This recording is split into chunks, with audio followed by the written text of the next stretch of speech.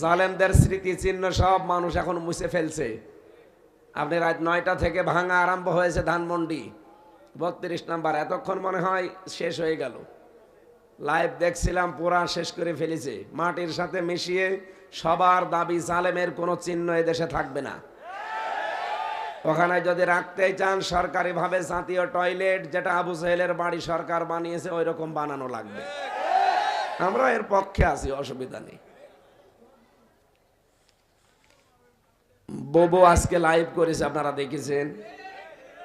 বোবো বলছে আমি অঘোষিত জেলখানায় আছি, আমার আর এখানে ভালো লাগে না, দেশে আসতে খুব মনে চায়। আসবেন কি করে? 275টা মামলা আপনার মাথার উপরে, সব মার্ডার মামলা। আমি হামজা বিনা কারণে মিথ্যা একটা ঠনকো মামলা নিয়ে 3টা বছর জেল খাটলাম, তাও ফাঁসির কন্ডেম ছেলে।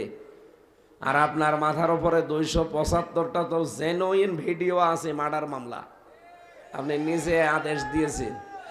শুধু 24 সালে এটা না, 6 সাল থেকে শুরু করে 24 পর্যন্ত যত মার্ডার হয়েছে সবগুলোর হুকুমের আসামি আপনি। তাহলে এখানে 275টা শুধু হবে না, মানুষই তো মারা গেছে 2732 জন, এগুলো তো মার্ডার। 6 থেকে শুরু করেন তো আপনি, কত মার্ডার হয়। বিডিআর থেকে, শাপলা চত্বর থেকে শুরু করে কত মানুষকে মার্ডার মামলার আপনার হাতে রক্ত লেগে আছে। উনি বলছে আমি আয়না দেখতে পারি না, আয়না দেখলে মনে হয় আমার হাতে রক্ত লেগে আছে, এমনি মনে হচ্ছে। বহু মানুষের চোখের পানি, কান্না, আহাজারি, আর্তনাদ লেগে আছে আপনার এই ক্ষমতার চেয়ারের সাথে। এই কারণে আল্লাহ এটা উল্টিয়েছে। ফাঁকা ফারতে বিআনুমিল্লাহ, ওরা আল্লাহর নিয়ামতের সাথে কুফরি করা আরম্ভ করলো। আপনি দেখেন 71 সালের পর থেকে এই 53টা বছর, যেই কয়বার আমরা ক্ষমতায় যাদেরকে পাঠিয়েছি প্রত্যেকেই মুসলমান। এই কথা বলেন না কেন? 53 বছরে যাদেরকে পাঠালাম প্রত্যেকটা মুসলমান। মুসলমানের নির্দেশ হচ্ছে, মুসলমান যদি ক্ষমতা পায় প্রথম দিন সংসদ অধিবেশনে নামাজের বিল আনবে, যাকাতের বিল আনবে, ভালো ভালো কাজের আঞ্জাম দেয়া, অন্যায় কাজ বন্ধ করে দেওয়ার জন্য আইন পাশ করবে। কই 54-53 বছর হয়ে গেল, প্রত্যেকবার মুসলমান পাঠালাম, কি করলেন আপনি? তার মানে একবারও আমরা মুসলমানকে পাঠাতে পারি নাই। মুসলমানকে পাঠিয়ে দেখেন না কেন? এদেশে 300 এমপি হবে সামনে, আমরা চাই এবার সামনে 151 জন মানুষ কোরআন বুকে নিয়ে সংসদে যাবে, প্রথম দিনই নামাজের বিল আনবে, যাকাতের বিল আনবে। তখন আর নামাজের জন্য ওয়াজ করা লাগবে না, যাকাতের জন্য ওয়াজ করা লাগবে না, নিজের যাকাত হিসাব করে নিজের রাষ্ট্রে দিয়ে আসবে। কারণ জানে যে সম্পদ আমার না, এই সম্পদের ভেতরে গরিবের হক আছে, এটা যতক্ষণ আমার কাছে থাকবে আগুন হাতে রাখার মতো, ও তাড়াতাড়ি দিয়ে আসতে পারলে বাঁচবে। আমি যতটুকু লেখাপড়া করেছি, বাংলাদেশের একটা জেলার একটা থানায় আমি জরিপ করেছি, এটা পড়েছি, সাতক্ষীরা কলারোয়া, নাম শুনেছেন? সাতক্ষীরার কলারোয়া একটা থানা। এখানে যেটা ব্যাংক আছে, এই ব্যাংকে যাদের টাকা পড়ে আছে, এই টাকাগুলো যদি সরকার কালেকশন করে শুধু যাকাত, তো ওই থানার ভেতরে একটা গরিব মানুষ আপনি আর খুঁজে পাবেন না। আরে ভাই, সাতক্ষীরা একটা গরিব জেলা, মাছ ধরে খায় ওরা, মাছের চাষ, ঘেড়ের ব্যবসা, এগুলো করে খায়, খুব উন্নত না, তার চাইতে কুমিল্লা অনেক উন্নত। একটা জেলায় কতগুলো থানা আছে সাতক্ষীরায়, তার ভেতরে একটা থানার জরিপে যদি এই হয়, তাহলে ধনী ধনী জেলা যেগুলো সিলেট, চট্টগ্রাম, এই সমস্ত জেলায় যত টাকা পড়ে আছে, ঢাকা তো বাদই দিলাম, কিচ্ছু করা লাগবে না, সরকারিভাবে শুধু যাকাত গুলো কালেকশন করেন, 3 বছরের ভেতরে বাংলাদেশে যাকাত নেওয়ার জন্য মাইকিং করা লাগবে। আমরা সব জানি, কোটি কোটি টাকা পাচার করলে যাকাত দেব কি দিয়ে? 42,000 কোটি টাকা করে প্রতি বছরে বছরে পাচার হয়েছে। এই 15 বছরের হিসাব দেখেন, 42,000 কোটি।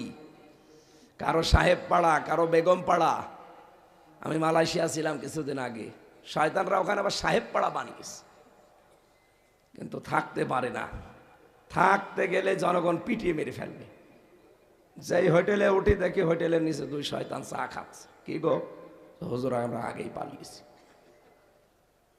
কি করলেন জীবনে? ঘর বানালেন সাহেব পাড়া, বেগম পাড়া তো যেতেই পারেন না। সাহেব পাড়ায় থাকবেন, থাকতেও পারেন না। এই টাকাগুলো যদি বাংলাদেশে কাজে লাগাতেন, 36 লাখ যুবক এই দেশে বেকার। এরা বাইরের দেশে যে রাস্তা ঝাড়ু দেয়, পায়খানা সাফ করে, চায়ের দোকানে কাজ করে, আমি নিজে দেখেছি।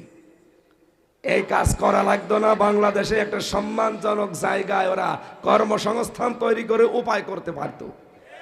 সে রাস্তাটাও আপনারা বন্ধ করে দিলেন। এখন নিজেরাও ভোগ করতে পারেন না, আর আমাদেরকে তো ঋণের বোঝা দিয়ে আসলেন।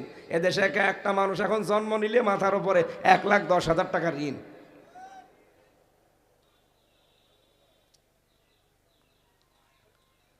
আল্লাহর নিয়ামতকে আমরা অস্বীকার করে এই 54 বছর পার করে ফেললাম।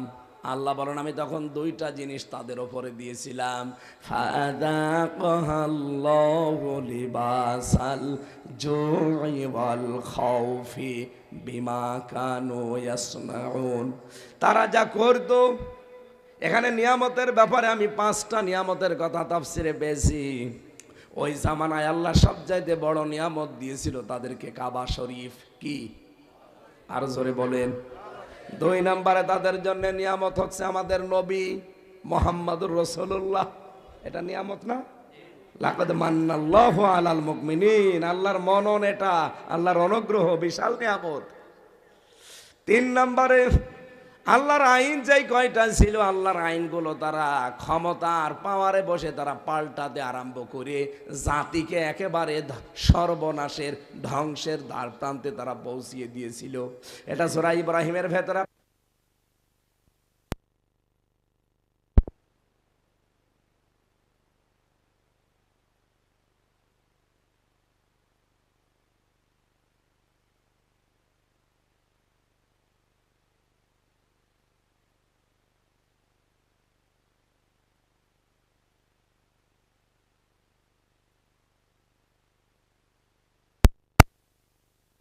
আমার মনে হয় 15.5 বছর, এটা আরো বেশি হয়েছে।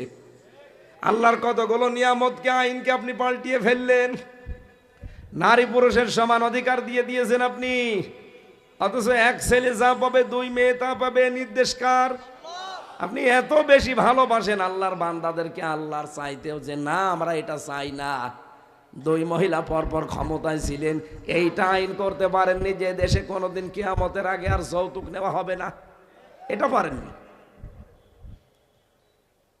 1 ছেলে যা পাবে 2 মেয়ে তাই পাবে না, এ নিয়ম আপনার ভালো লাগেনি। আমরা সমান সমান করে নেব।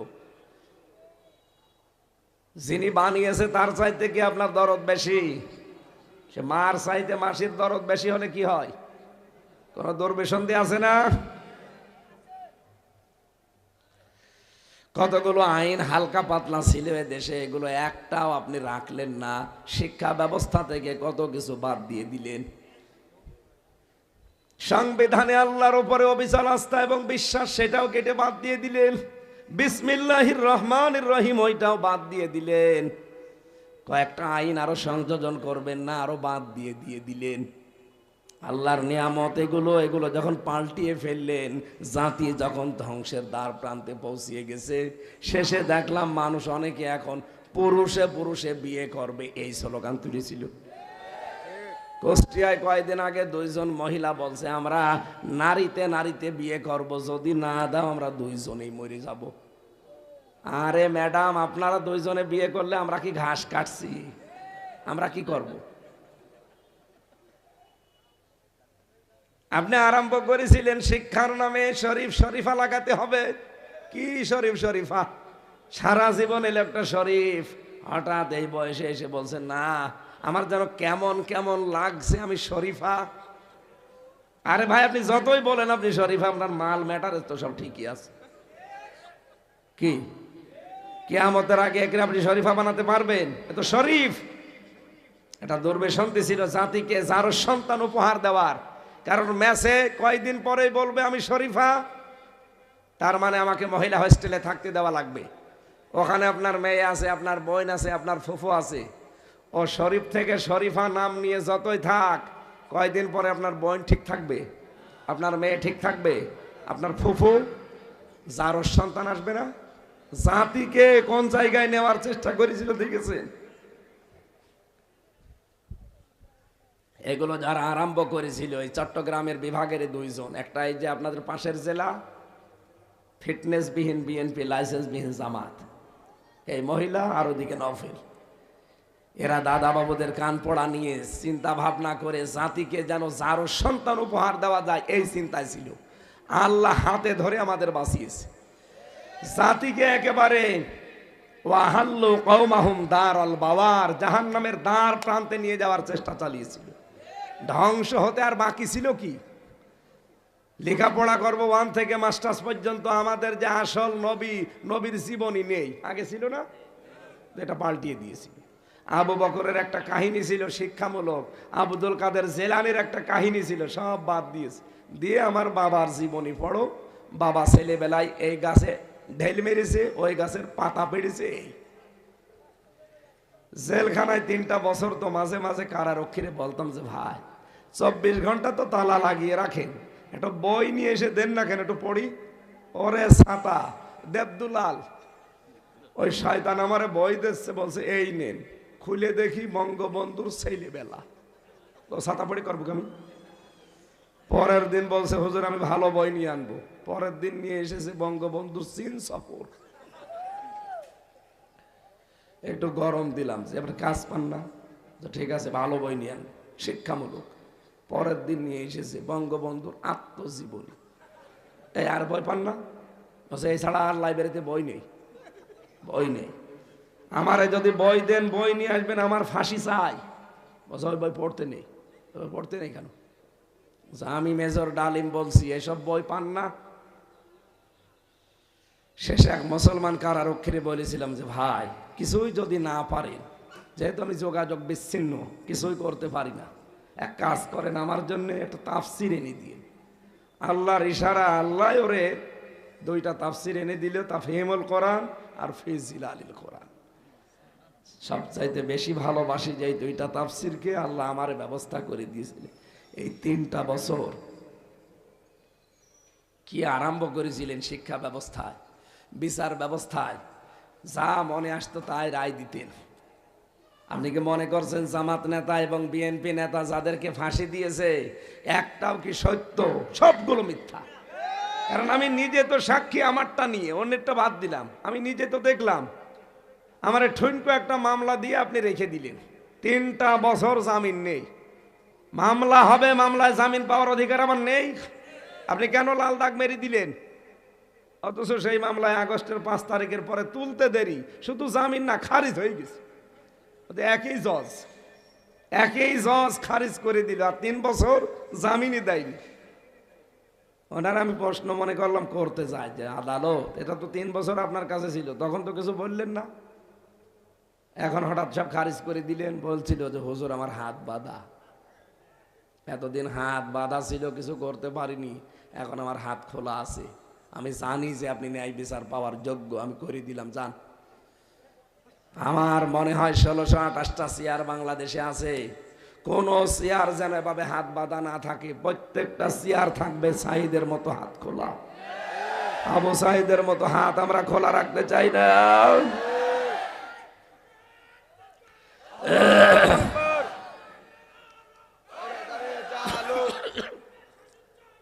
হবে না।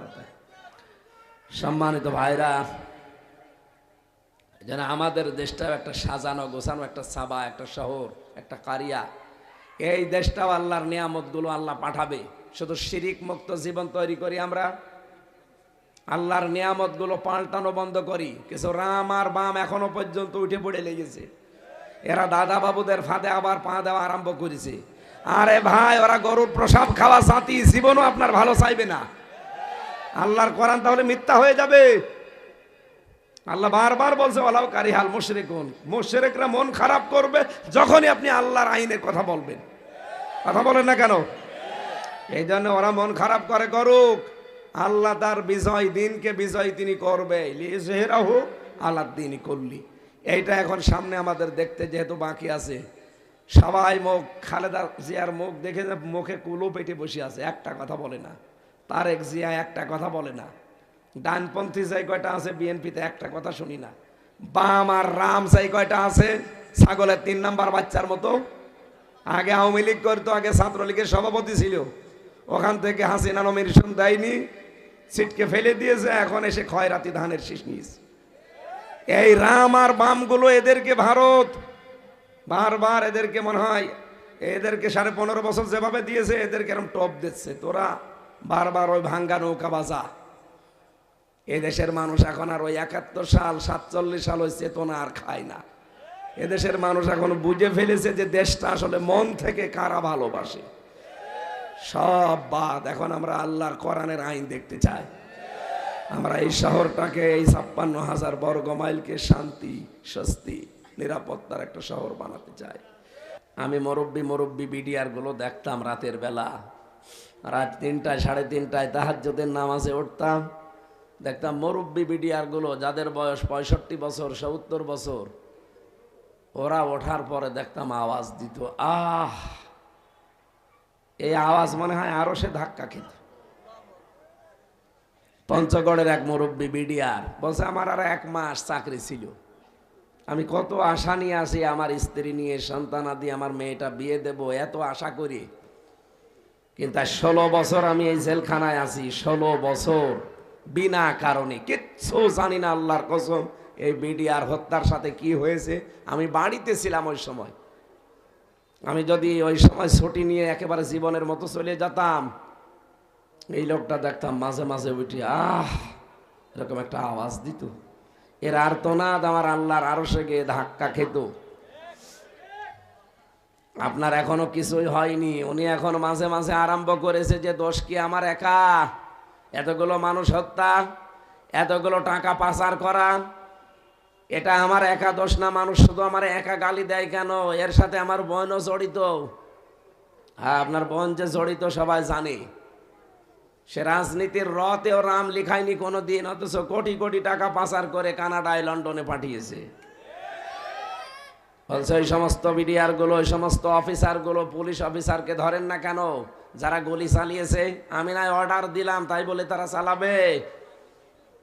দোষ তাদেরও আছে, কারণ তাদের এই অবৈধ টাকা পয়সা, অবৈধ হত্যা করেছে 15.5 বছর, এটা বৈধ করার জন্য তারাও নিজেরা এই অস্ত্রগুলো চালিয়েছে।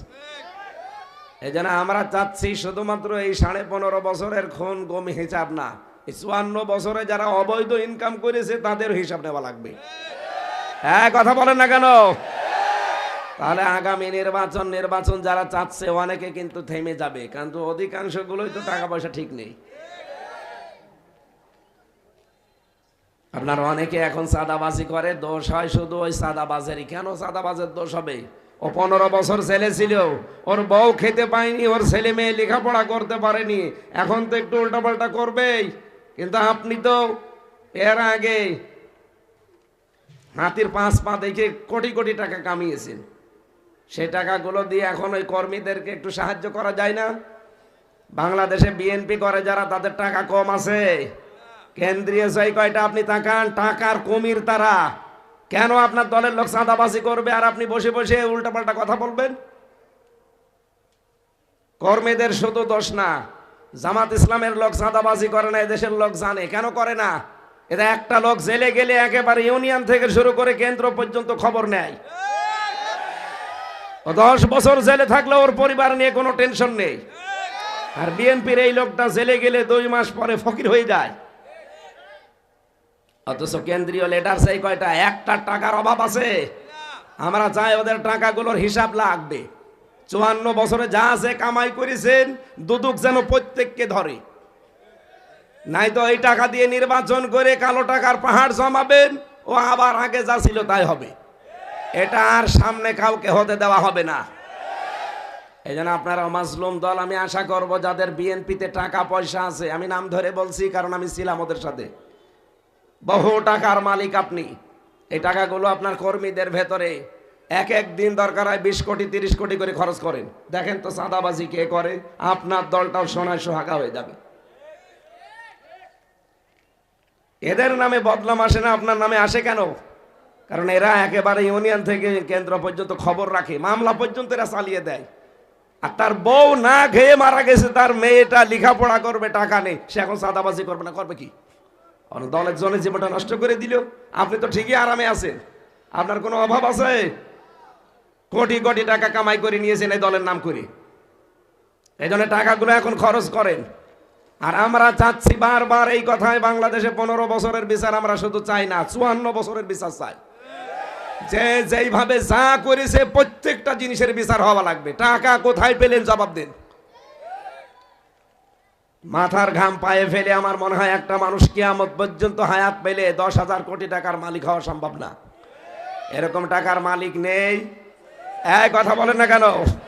তারা এখন কালো টাকা বিলোপন করার চিন্তায় আছে না। যোগ্য এবং সৎ দেখে আমরা ভোট দিতে চাই। কার টাকা আছে টাকা নেই এগুলো সামনে আসবে না, টাকা ছড়াতেই দেব না। আমরা আশা করছি এই মজলুম দলটা, শহীদ জিয়ার হাতে গড়া এই দলটা যেন ধ্বংস হয়ে না যায়। অনেকে এখন উঠে পড়ে লেগেছে। বিএনপির ভেতরে 2টা গ্রুপ, একটা ডান একটা বাম। ডানগুলো আর অনেক ঠিক আছে, বামগুলো তো বামই, কারণ বাম হাতের কাজ তো ভালো না। কি কথা বলে না কেন? আমি আশা করছি ভাই, আপনার টাকা পয়সা কি করবেন আপনি? 2 দিন পরে যদি মরে যান, ওই টাকা দিয়ে কি হবে আপনার? অন্তত গরিব যারা আছে, আপনার দলের ভেতরে যারা অসহায় আছে, এই 15 বছর বাড়ি থাকতে পারে নাই, মামলা চালাতে পারে নাই, তাদেরকে দেন। এক একজনকে অন্তত 2 লাখ 5 লাখ করে দিয়ে আসেন বাড়ি বাড়িতে। বলেন যে তোরা ব্যবসা বাণিজ্য করে প্রতিষ্ঠিত হওয়া, কারো কাছে চোখ তুলে তাকাবি না, এমনি দেশটা দাঁড়িয়ে যাবে। আপনার কি খারাপ লাগছে? এটা রেকর্ড হচ্ছে, সারা দেশে যাবে, এই জন্য বলছি। তারেক জিয়ার বন্ধু, তারেক জিয়ার পিএস, ওই যে আব্দুল সালাম পিন্টু ভাই, সব আমরা এক জায়গায় ছিলাম, দেখেছি এই মানুষগুলো কি কষ্ট করলো জীবনে। আর এরা বাইরে বসে আগে কি সুন্দর মাল কামাইতাম, আবার শুরু করবেন, আগে কি সুন্দর মাল কামাইতাম। এ ব্যবসা বন্ধ হয়ে যাবে সামনে। মানুষ এখন সামনে ভোট যদি দেয়, দিয়ে দেখবে যে যোগ্য না সৎ। আর ডাক্তার ইউনূস নিয়ম করে দিয়েছে, এমপি দাঁড়াতে হলে মাস্ট বি তাকে অনার্স মাস্টার্স করা লাগবে। এদেশে এমনি অনেকেই বাদ পড়ে যাবে, কারণ 5 পাস, 10 5 পাস, ও তো মেম্বার হওয়ার যোগ্য না, পরে এমপি দাঁড়াতে দেবে? যেখানে চেয়ারম্যান দাঁড়াতে হলে বিএ পাস করা লাগবে। বিএ মানে ওই বিএ করে বিএ পাস না, লেখাপড়া করি। এই জন্য রাজনীতির কথা আমরা বলি, আমরা বানিয়ে বলি না। কোরআনে কারিমে 918 জায়গায় আমি পেয়েছি। প্রিন্সিপাল সাহেব আছে, বড় বড় আলেম যারা, তারও আরো বেশি পাবে। কারণ আমি হজ করতে গিয়ে এই কথা বলে এসেছি, আল্লাহ রাজনীতি যদি করি, আমি কারো নামে রাজনীতি করব না, তোমার নামে করব। বাংলাদেশে যত হাজি যায়, ওমরা হজ হোক আর আসল হজ হোক, লক্ষ লক্ষ মানুষ হজে যায়। এই কথাটা যদি ঠিক রাখতে পারতো, বাংলাদেশে ইসলাম কায়েমের জন্য কারো লাগতো না, হাজিরাই যথেষ্ট। কারণ এই দেশে যিনি বিরোধী দলীয় ছিল সেও হাজি, যে প্রধান ছিল সেও হাজি। এমনকি যে এতিমের টাকা মারার মামলায়, মিথ্যা মামলায় 6 বছর জেলে ছিল, সেও হাজি। এক কথা বলছে না কেন? আর বাকি আমরা যারা ছেঁড়া ছোটা আছি সবই তো হাজি। আর কারো লাগে? নবীজি এমনি বলিস, আল হাজ্জু ইয়াহদিমু মা কানা ক্বাবলা, হজ করলে পেছনের অপরাধ আর থাকে না, সব মাফ হয়ে যায়। এই কারণে আসার সময় আপনি বলবেন আল্লাহ আমি চলে যাচ্ছি, আল্লাহ বলেন এই দাঁড়া। যে কথাটা আপনাদের আমি বোঝাতে চাচ্ছিলাম এই পর্যন্ত। এই মাইকলা বাড়ি খাই কেন?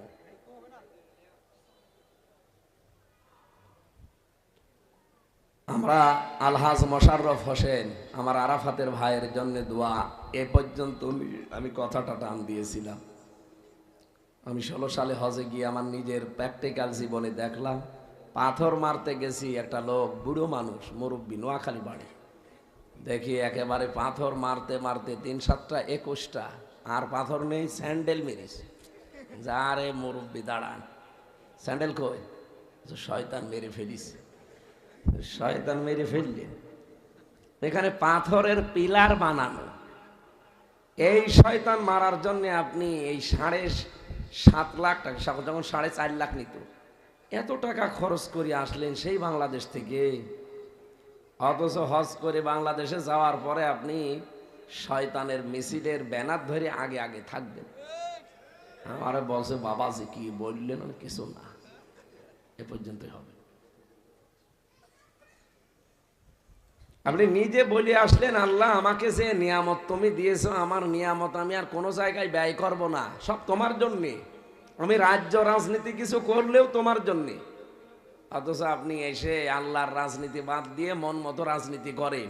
আপনি নিজের কথার সাথে নিজে মুনাফিক। বলেন। এই জন্য মাহফিলের হাজী সাহেব যিনি সভাপতি, আল্লাহ যেন তার হজটা ঠিক রাখার তৌফিক দেন। কারণ আপনি আমি আমরা সবাই একটা বোনাস লাইফে আছি, আসল হায়াত তো শেষ। যেই দিন ওই কাফনের কাপড় পরেছিলাম ওই দিনই আমাদের হায়াত শেষ। কথা বলেন না কেন?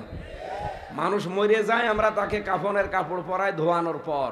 আর আমরা যারা হজে যাই দেখবেন তারা নিজেকে নিজে গোসল দেয়, নিজেকে কাপড় পরায়, তার মানে বলে আল্লাহ আমি মরে গেছি, কাপড় পরে চলে এসেছি, বাকি যদি কিছুদিন থাকি এটা আমার বোনাস হায়াত। এই হায়াতে যেন আমি উল্টা পাল্টা কিছু না করি। কত কঠিন সিদ্ধান্ত নিয়েছেন, বুঝেছেন আপনি? আল্লাহ বাংলার হাসিগুলোকে তুমি এই কথার উপরে অটুট থাকার তৌফিক দাও, বলে না আমিন। এই 2 দিন যারা এখানে কথা বললেন, বিশিষ্ট আলেমে দিন যারা, অনেক বক্তার নাম দেখলাম, আলেমদের আল্লাহ রাব্বুল আলামিন আলেমদের কথাগুলো মেনে চলার তৌফিক দিন। মঞ্চে বসা প্রিন্সিপাল সাহেব সহ যতগুলো সম্মানিত ব্যক্তিবর্গ বসে আছেন, এদের হায়াতে তজ্জেবা সিহাতে কুল্লিয়া কামনা করছে, আল্লাহ যেন দান করেন। সামনে বসা মুসলমান ভাইরা, পর্দার আড়ালের সম্মানিতা মা এবং বোনেরা, প্রশাসনের ভাইরা, প্রাণ প্রিয় কুমিল্লাবাসী, আল্লাহর দরবারে শুকরিয়া জানাচ্ছি যিনি আমাদেরকে মুসলমানের ঘরে পাঠিয়েছেন। খুশি হয়ে বলেন আলহামদুলিল্লাহ। আরে ভাই, আপনি যদি অন্য কোনো ধর্মে আসতেন, নিজের বাপ দাদার ধর্ম ছেড়ে দিয়ে মুসলমান হওয়া এটা যে কত কঠিন আপনি জানেন? যারা হয় তারা জানে। আমাদের যতটুকু ঈমান আছে, কেউ যদি এই ভাইকে এখন বলে যে 2 কোটি টাকা দেব, হিন্দু হয়ে যান, হবে? কতটুকু ঈমান আমাদের আছে? এই ঈমানে যদি 2 কোটি টাকা পাওয়ার পরে উনি রাজি না হয়, বলে না মরিয়ে যাব, হিন্দু হব না, তাহলে যে লোকটা হিন্দু থেকে মুসলমান হয়, বলেন তো তার কাছেও কিন্তু এরকমই লাগে। কথা বলেন। সুতরাং আল্লাহ দয়া করে ওই ঘরে না দিয়ে মুসলমানের ঘরে জন্ম দিয়েছেন। খুশি হয়ে বলেন আলহামদুলিল্লাহ। দরুদ আর সালাম পাঠের মাধ্যমে আমরা আরম্ভ করছি সূরা নাহাল। তাফসীরুল কোরআন মাহফিলে আমি তাফসীর আকারেই কথা বলি। সূরা নাহাল 112 নম্বর আয়াত পড়েছি। আমার আলোচনার বিষয় হচ্ছে ভাগ্য নষ্ট হয় গোনার কারণে। কপাল নষ্ট হয় কিসের কারণে? দুনিয়াতে যে যেই গোনা করবে ওই গোনাটা উঠে যায়, যাওয়ার পর ওইটার যে শাস্তি আল্লাহ দুনিয়ায় পাঠিয়ে দেয়। নবীজি মেরাজে যাওয়ার সময় দেখলেন কিছু পিপিলিকা উঠতেছে কালো কালো। বিশ্ব নবী ডাক দিয়ে বললেন, হে জিবরাইল, এগুলো কি ওঠে? ফেরেশতা বলে, হে নবী, এগুলো তো কি ওঠে মানে এগুলো আপনার উম্মতের গুনাহ, অপরাধ, গোনার কাজ যেগুলো করে এগুলো পিপিলিকা হয়ে উপরে উঠতেছে। ফেরেশতা বলেন, আমি কিছুক্ষণ পরে নবীকে দেখালাম, ওই যে দেখেন ছোট ছোট নামতেছে পিপিলিকার মতো, আপনি জানেন ওগুলো কি? বলে, না তো, আপনার উম্মত যে গোনাগুলো করে এগুলো উঠে যায়, আর এই গোনার যে শাস্তি আল্লাহ ওইটা দুনিয়ায় আবার ওর উপরে পাঠিয়ে দেয়। তাহলে আপনি ইনপুট যেটা করবেন ওইটাই আউটপুট আসবে। এই পৃথিবীতে যে যেই ধরনের আমল করবে, কাজ করবে, ওই রকম কাজ উপরে চলে যাবে। ওখান থেকে সিদ্ধান্ত আকারে আপনার উপরে আল্লাহ ওইটা বর্তাবে। কি কথা বলে না কেন? কোরআনে কারিমে আল্লাহ জানিয়েছেন জহারাল ফাসাদু ফিল বাররি ওয়াল বাহর বিমা কাসাবাত আইদিন নাস ইলা আখিরি আয়াত। সূরা রোমের 41 নম্বর আয়াতে আল্লাহ বলেন জলে স্থলে যে বিপদ আপদ গুলো দেখতে পাও একটাও আমি পাঠাতে চাই না, সব তোমাদের হাতের কামাই করা। আমি এগুলো দেই কেন জানো? তোমরা কিছু যে পাপ করেছো এর মজা চাকাতে দেই। লিউযিকাহুম বা'দাল্লাযী আমিলু লাআল্লাহুম ইয়ারজিউন। আমি চাই তোমরা আমি আল্লাহর দিকে ফিরে আসো। ওমা আসাবাকুম মিন মুসিবাতিন ফাবিমা কাসাবাত আইদিকুম ওয়া ইয়াফু আন কাসীর। তোমাদের উপরে বিপদ আপদ যা আসে সব তোমাদের হাতের কামাই করা, আর অধিকাংশই তো আমি আল্লাহ মাফ করে দেই। তাছাড়া যত অপরাধ করো, যত আকাম করো, সব গুনার শাস্তি যদি দুনিয়ায় পাঠাতাম শ্বাস ফেলার সময় পেতে না। এজন্য আল্লাহ অনেক মাফ করে দেয় আর কিছু কিছু পাঠায়, আর বাকিটা আল্লাহ মরণের পরে আপনাকে আমাকে দেবেন। আল্লাহ পাক এখানে একটা সুন্দর শহরের উপমা দিয়েছেন আমাদের সামনে। এদিকে তাকান, খুব ভালো করে বুঝবেন। বাংলাদেশের সাথে আয়াতটা 100 ভাগ মিলে যাবে ইনশাআল্লাহ, যদি আপনি বোঝার চেষ্টা করেন। আল্লাহ পাক রব্বুল আলামিন উদাহরণ দিচ্ছেন, উপমা দিচ্ছেন, দৃষ্টান্ত দিচ্ছেন আমাদের সামনে। ওয়া দারাবাল্লাহু মাসালান ক্বরিয়াতান কানাত আমিনাতাম মুতমাইন্নাহ। অবশ্যই আমি আল্লাহ একটা দৃষ্টান্ত দিলাম একটা গ্রামের, একটা নগরীর, একটা জনপদের। কি ছিল সেই জনপদে? আল্লাহ বলেন দুইটা জিনিস ছিল। এক নম্বরে ছিল সেখানে নিরাপত্তা, 2 নম্বরে ছিল নিশ্চিন্তা। কয়টা জিনিস? আরো জোরে। একটা নিরাপদ ছিল, 2 নম্বরে সেখানে নিশ্চিন্তা ছিল। আপনি বাংলাদেশের 47-এর আগের অবস্থানটা একটু মিলান, 47 থেকে 71 পর্যন্ত একটু মিলান। আমি তো আর ওগুলো দেখিনি, কারণ আমার জন্ম হচ্ছে 92 সালে, আমি পড়েছি। বলেন তো 47 আর 71, আমার বাবা হয়তো দেখতে পারে এই পরেরটা 71টা 47, আমার বাবাও দেখেনি। আমি যেখানে 92 সালে জন্ম নিয়ে ইতিহাসগুলো পড়ে আয়াতের সাথে একটু মিলিয়েছি।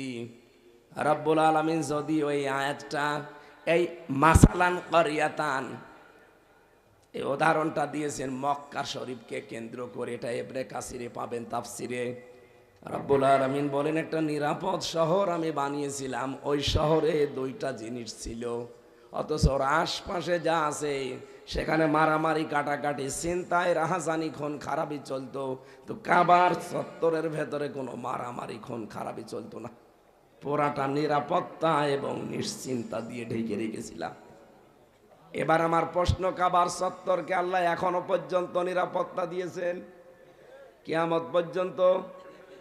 ইন্না আউয়ালা বাইতি উযিআ লিন-নাস লাল্লাযী বিবাক্কাতা মুবারাকা ওয়া হুদাল লিল আলামিন ফিহি আয়াতুম বাজ্জিনাতুম মাকামু ইব্রাহিম ওয়া মান দাখালাহু কানা আমিনা ইলা আখিরি আয়াত।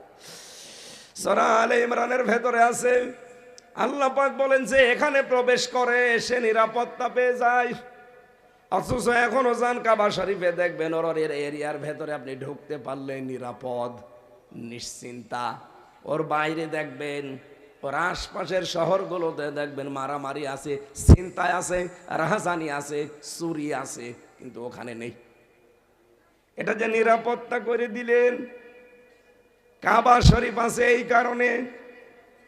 হ্যাঁ, কথা আমি এবার বোঝাতে চেষ্টা করছি আপনাকে। কাবার চত্বরটা আল্লাহ নিরাপত্তার শহর বানিয়েছেন কেন? 2টা কথা পেয়েছি তাফসিরে।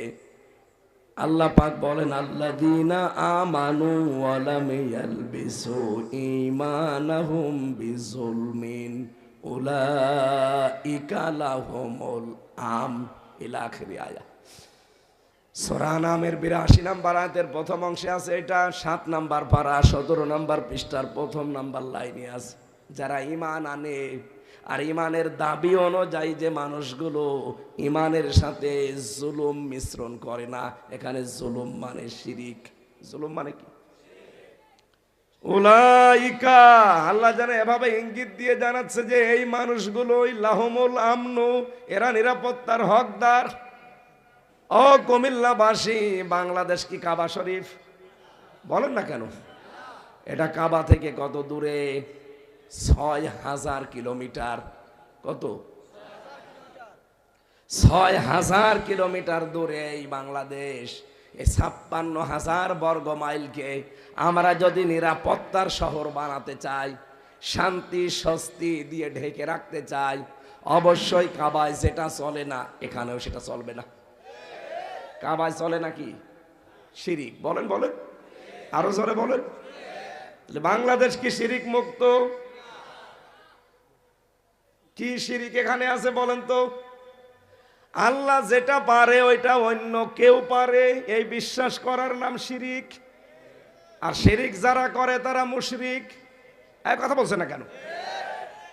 শিরিক করলে সব চাইতে বেশি রাগান্বিত হয়ে যায় আমার আল্লাহ। এই কারণে এখন যদি এই ভাই বাড়িতে যেয়ে দেখে ওনার স্ত্রীর কাছে পাশের বাড়ির সলিমদ্দি শুয়ে আছে, কিছু করেনি, এমনি শুয়ে আছে, না ভালো লাগবে? ঘরে যে বাটাম আছে ওইটা নিয়ে দুইজনকে পিটিয়ে মেরে ফেলবে, অথচ কিছুই করেনি, ওরা শুধু শুয়েছিল। নিজের জায়েজ স্ত্রী শুধু শুয়ে আছে একজনের সাথে, তাও খুব দূরের মানুষ না, পাশের বাড়ির একজনের সাথে।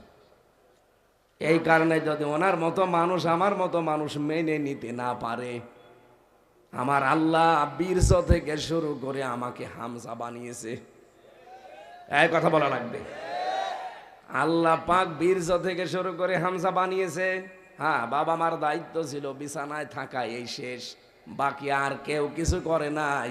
নেই থেকে আমারে কিন্তু চেয়ারে বসিয়েছে কে? সে আল্লাহর ক্ষমতার সাথে, তার পাওয়ারের সাথে, তার আইনের সাথে যদি আপনি কাউকে শরীক করে ডাকেন, বলেন তো ওই স্বামীর মতো আল্লাহ রেগে যাওয়া স্বাভাবিক কিনা? আপনাকে যে পিটিয়ে মেরে ফেলেনি তাই তো ভাগ্য ভালো। আমি এবার শিরিকের যে এক কথায় জবাব দিলাম, আল্লাহ যেটা পারে ওইটা অন্য কেউ পারে, বিশ্বাস করার নাম কি? এদেশে নেই। আলাহুল খলকু ওয়াল আমরু, সৃষ্টি যার, আইন চলবে তার। এ বাংলাদেশ সৃষ্টি করেছেন কে? আরো জোরে।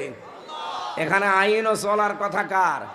সুতরাং আল্লাহর তৈরি করা আইন বাদ দিয়ে যারা অন্য কোনো আইন এখানে কায়েম করতে চান, আপনি মুশরিক। বলেন। সুতরাং এগুলো পেতে হলে আমার আল্লাহ যে নির্দেশ দিয়েছেন যে শিরিক করা যাবে না, এজন্য শিরিক মুক্ত হওয়া লাগবে। আপনি কি মনে করছেন আমাদের দাদা বাবুরা শিরিক করে এরপরেও খুব আরামে আছে? আজকে মোদি দেখেননি, শুধু গঙ্গা জলে একটু ডুব দিতে গিয়েছিল, কি নিরাপত্তা দেখেছেন? পানির নিচে পর্যন্ত মেশিন বসানো, না জানি কে আবার কোন দিকে ছুরি মারে, খালি ডুবে একটু জল খাবে। ওদের কোনো নিরাপত্তা নেই। আমি বাংলাদেশের চাইতে দাদাদের দেশে আরো বেশি সময় কাটিয়েছি, কারণ এই দেশে তো আমার কথা বলতে দিত না ওই সময়। 14, 15, 16, 17, 18, 19, 20 সাল পর্যন্ত আমি এ ভারতের বিভিন্ন প্রদেশে, ওরাও কথা বলতে দিত না, কিন্তু আমি কায়দা কৌশলে বলতাম। প্রশাসনকে কিছু ম্যানেজ করে আমি ওই দেশে বহু জায়গায়, এমন কোনো আশপাশ নেই, সব জায়গা করেছি। দেখেছি ওই দেশে মানুষের আতঙ্ক কি।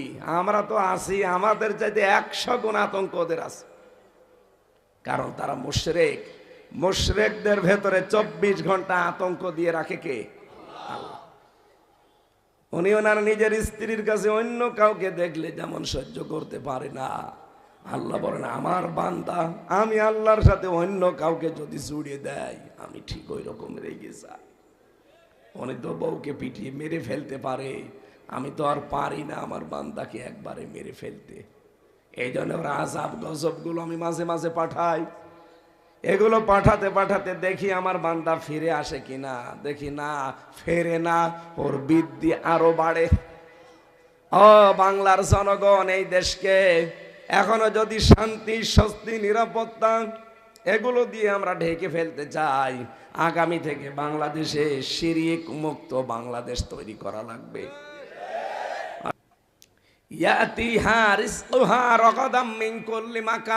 বিভিন্ন এলাকা থেকে তাদের জীবন উপকরণ আসতে লাগলো, ইয়ামেন থেকে, সিরিয়া থেকে, তুরস্ক থেকে ব্যবসায়িক পণ্যগুলো তাদের দেশে আমি আল্লাহ পাঠিয়ে দিতাম। আমাদের দেশটাও আপনি তাকান, এখন দাদা বাবুরা ব্যবসা বন্ধ করে দিয়েছে, আমরা না খেয়ে মরে গেছি। এখন আমাদের ব্যবসা তুরস্কের সাথে, চীনের সাথে, পাকিস্তানের সাথে, সৌদি আরবের সাথে। আমরা চাইও মুশরিকদের সাথে আর কোনো কিছু না করতে, আর দরকারও নেই, কারণ ওদের ছাড়া আশপাশের সব দেশ যদি চলতে পারে আমরা পারবো না কেন? এক কথা বলেন না কেন? আপনি তাকিয়ে বলেন তো, ওদের দেশের সাথে কোন দেশের মিল আছে? ওদের শেষে আফগানিস্তানের একটা বর্ডার আছে, মিল নেই। পাকিস্তানের সাথে দা কুমড়ার সম্পর্ক, ভুটানের সাথে মিল নেই, নেপালের সাথে মিল নেই, মালদ্বীপের সাথে মিল নেই, শ্রীলঙ্কার সাথেও মিল নেই, মায়ানমারের সাথে মিল নেই, চীনের সাথেও মিল নেই। আমাদের সাথে মিল ছিল, কন্যা ছিল, কন্যা নেই, মিল নেই। কিন্তু 54টার উপরে কিন্তু বড় বড় চুক্তি করে গেছে কন্যা। এখন যেহেতু কন্যা তাদের হেফাজতে আছে, আর যিনি এখন দায়িত্বে আছে উনি এত বিরোধী, তার নামে যে দোয়া পড়বে তাও পড়তে পারে না, দোয়ার নাম ইউনুস। বিপদে পড়লে কি পড়ে মানুষ? ইউনুস পড়তে পারবে? এখন চিন্তা করছে কি করি, এই চুক্তিগুলো তো বাতিল হয়ে যাচ্ছে, একটাও তো ইউনুস রাখবে না, কারণ ইউনুসকে চোবাতে চেয়েছিল। কথা বলে না কেন? ওরা রাতে মাতাল হলো তাহলে ঠিক আছে, কারণ গরুর মদ খাওয়া লোক ওরা। ওরা কি খায়? আর আমরা দুধ। গরুর মদ খাওয়া, প্রসাব খাওয়া মানুষ ওইগুলো ঠান্ডা মাথায় কাজ করে। এই জন্য দেখেছে কন্যা তো নেই, এদের সাথে তো মিল না রাখলে, চুক্তিগুলো বাতিল হয়ে গেলে অর্থনীতি ওদের ধসে পড়বে। ওদিকে ডোনাল্ড ট্রাম্প 16 লাখ ভারতীয় সব ফেরত পাঠাতে আরম্ভ করেছে। আমাদের সাথে ব্যবসা বন্ধ, আলুগুলো, পেঁয়াজগুলো সব ব্যাটারে পচতেছে। এগুলো এমনি না, আল্লাহর একটা গজব, কারণ ওরা আল্লাহর ঘর ভাঙা আরম্ভ করেছে। বিশ্বের মানুষেরা মাটির নিচে কেউ তেল পায়, গ্যাস পায়, সোনা পায়, রূপা পায়, আর ওই শয়তানরা শুধু মন্দির পায়। তাও যেখানে সেখানে না, মসজিদের নিচে নাকি 50 বছর আগে, 100 বছর আগে মন্দির ছিল। এগুলো সব যে শয়তানি, সারা বিশ্বের মোড়লরা এটা বুঝে ফেলেছে। এই জন্য ভয়েস অফ আমেরিকা রিপোর্ট দিয়েছে 257টা রাষ্ট্র দুনিয়ায় সবচাইতে বেশি মিথ্যা কথা বলে ভারতে। ওরা এই 54 বছর আমাদের বিরুদ্ধে মিথ্যা তথ্য ছড়িয়েছে, এই দেশে নাকি সংখ্যালঘু নির্যাতন হয়। ডাহা মিথ্যা কথা। এদেশে রোজা আর পূজা একদিনে হয়, এই কথা বলে না কেন? কোনোদিন আমাদের দেশে ছিল না। ওরা এগুলো লাগিয়ে দিত, দিয়ে বিশ্বের মানুষকে দেখাতো, এই দেখেন এখানে মিল নেই। কিন্তু এদেশের হিন্দু যারা দেশকে ভালোবাসে, ধর্মকে যারা ভালোবাসে, যারা উগ্র না, তারা কিন্তু এখন নিজেরা স্টেটমেন্ট দিচ্ছে। এই যে গোবিন্দ পরামানিক, এই কথা বলছেন না কেন? তারা জানাচ্ছে যে আমরা আগস্টের 5 তারিখের পর থেকে বাংলাদেশে সবচাইতে বেশি নিরাপদে আছি। মুসলমানেরা আমাদের মন্দির, আমাদের ঘর বাড়িগুলো পাহারা দিয়েছে, আর আমরা বিশ্বাস করি কোরআনের বিধান যদি দেশে কায়েম হয়, আমরা সবচাইতে বেশি নিরাপদে থাকতে পারবো। এটা হিন্দু হয়ে বুঝে ফেলে। আমিরে জামাত ডাক্তার শফিকুর রহমান সেদিন গাইবান্ধা গিয়েছিল, ওনার আগে একজন হিন্দু ঠাকুর পুরোহিত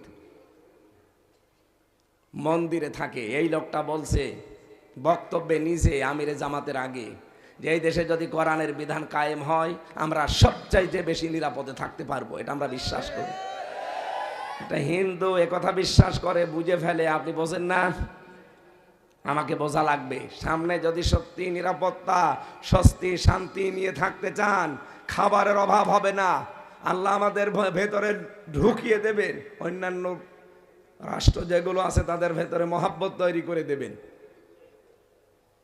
ওই সময় মক্কাবাসীর জন্য যেমন ইয়েমেন থেকে, তুরস্ক থেকে, সিরিয়া থেকে খাবার আসতো, আমাদের জন্য চীন থেকে, তুরস্ক থেকে, সৌদি আরব থেকে, পাকিস্তান থেকে আল্লাহ ওদের ঘাড়ে ধরে খাবার পাঠাবে। জাহাজ আসতেছে না পাকিস্তান থেকে, এই কথা বলছে না কেন? কিন্তু আল্লাহর ওই শর্ত মানা লাগবে। শিরিক করা যাবে না এই দেশে, শিরিক আস্তে আস্তে বন্ধ করা লাগবে, এই কথা বলে না কেন? হ্যাঁ, অন্যান্য ধর্মে যারা আছে তাদের ধর্ম পালন করুক গা, কিন্তু মুসলমান আমরা শিরিক করতে পারি? শয়তান আপনি কোনোদিন এসে বলবে না যে এই যে দাদা এখানে দাঁড়িয়ে আছে এর প্রণাম কর, জীবনও বলবে না। কিন্তু প্রণাম করলে যে গোনা হয় এরকম গোনা আপনাকে দিয়ে করাবে। কি কথা বোঝেন? সাপের পূজা করা, মাছের পূজা করা, দরগা পূজা করা, দুর্গা পূজা করা যেরকম গোনা, মানুষের তৈরি করা আইন কায়েমের চেষ্টা করা ওই রকম গোনা। আপনি আলেম আছে জিজ্ঞাসা করে দেখেন, কথা একই। ও দরগা পূজা করে, আপনি মানুষের আইন পূজা করেন। এ পৃথিবীতে একটা কুকুরকে দেখেছেন আর একটা কুকুরের আইন মানে না? মানে না। একটা কুকুর হয়ে আর একটা কুকুরের আইন মানে না। আপনি সর্বশ্রেষ্ঠ সৃষ্টি আল্লাহর, কোন কারণে মানুষের তৈরি করে আইন মানা লাগবে? এখন থেকে অটল সিদ্ধান্ত নিয়ে যাবেন। এটা রেকর্ড হচ্ছে, তারা দুনিয়া ছড়াচ্ছে। সবাইকে উদ্দেশ্য করে বলছি, বাংলাদেশে যদি নিরাপত্তার শহর বানাতে হয়, শান্তি স্বস্তি দিতে হয়, নিশ্চিন্তায় বসবাস করতে হয়, আল্লাহর আইনের বিকল্প কিচ্ছু নেই। সুতরাং এইটার পক্ষে দলমত ভুলে যান, কাজ করা রাখবে আগামী থেকে। এই কথা বলেন না কেন? আমার ততক্ষণ পর্যন্ত দম ফেলার সময় নেই যতক্ষণ কোরআনের বিধানে দেশে কায়েম না হয়। সেভাবেই হোক আমি চেষ্টা করবই। এটার জন্য যদি দল করা লাগে করব, যদি সময় দেওয়া লাগে দেব, যদি ভোট করা লাগে করব। এটা যদি রাজনীতি মনে হয়, হ্যাঁ এটা আমার রাজনীতি। এটা যদি ধর্ম ব্যবসা মনে হয়, এটা আমার ধর্ম ব্যবসা। বাংলাদেশে যাদের অন্য কোনো কর্মজীবন নেই, শুধুমাত্র রাজনীতিটাই কর্মজীবন, দেখবেন ওটা দুর্নীতির চ্যাম্পিয়ন হবে। আপনাকে তো রাজনীতি করা লাগবে ইবাদত হিসাবে, আলাদা একটা কর্মজীবন আপনার থাকা লাগবে। সেটা যদি রাস্তা ঝাড়ু দেওয়া হয় তাও ভালো। এই কথা বলেন না কেন? আপনার কোনো কাজ নেই, শুধু কাজই রাজনীতি করা, তাহলে বুঝবেন আপনি সামনে দুর্নীতি করবেন। আপনার আলাদা একটা কর্মজীবন থাকবে, আর এটা হচ্ছে ইবাদত। এটা কি? দেখবেন যারা সত্যি সত্যি ইবাদত মনে করে রাজনীতি করে, তাদেরকে অনবীক্ষণ যন্ত্র দিয়ে চায় না, আপনি দুর্নীতি পাবেন না। আমি কি বেশি বলে ফেললাম? এটা বাংলাদেশের বাস্তবতা। এই জন্য আগামী থেকে নেতা হবেন তারা যাদের আলাদা কর্মজীবন আছে, আর রাজনীতি হবে তার ইবাদত। নামাজ পড়া যেমন ইবাদত, রাজনীতি কি? আমার মেয়েদের ওপরে লিখিত বই আছে জেলখানায়, ওগুলো দাম্পত্য জীবনের কলহ এবং তার সমাধান মেয়ের জন্য আর বউর জন্য নিয়ে যাবেন ওই গাড়ি থেকে। আল্লাহুম্মা আমিন। লা হাওলা ওয়ালা কুওয়াতা ইল্লা বিল্লাহিল আলিয়্যিল আযীম। আল্লাহুম্মা গফিরলি ওয়ারহামনি ওয়াহদিনি ওয়াফিনি ওয়ারযুকনি ইয়া রাব্বাল আলামিন। আল্লাহ তাআলা এই প্রোগ্রামটা কবুল করে নাও। আমার কণ্ঠটা সাপোর্ট দিচ্ছে না, এই জন্য আমি শেষ করে দিলাম। যতটুকুই বলেছি আল্লাহ আমাকে তুমি আমল করার তৌফিক দাও। আগামীতে অনুষ্ঠানটা আরো বিশাল আকারে কবুল করে নিও। আল্লাহ তাআলা আমার কণ্ঠটা তুমি ফিরিয়ে দাও, আমার স্বাস্থ্যটা তুমি ফিরিয়ে দাও। আলহামদুলিল্লাহি রাব্বিল আলামিন।